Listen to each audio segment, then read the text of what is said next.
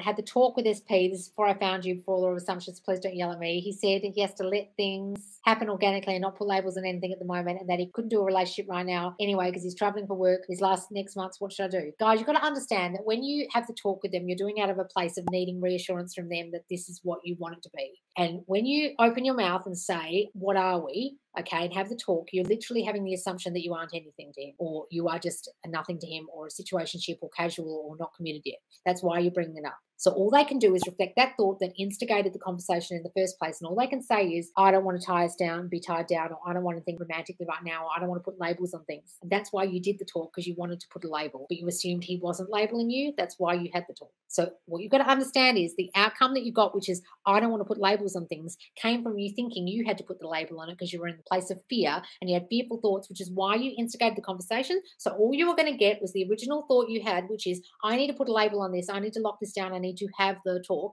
And then all you're going to get is the result of what you feared, which is, I don't want to put a label on things. So don't get annoyed at him, because all he did was reflect the original fear that started you having the conversation in the first place. Guys, you've got to understand, when you have the talk, where did it come from? A fearful place. So you got a fearful outcome. The outcome that you feared, you got. My fear has come upon me. It came upon you. Okay. So now you realize you manifested that. So manifest something different. Decide you have a different conversation where he comes to you and says, I didn't mean that. Of course, I want to put a label on you. And the label I want to put on you is girlfriend.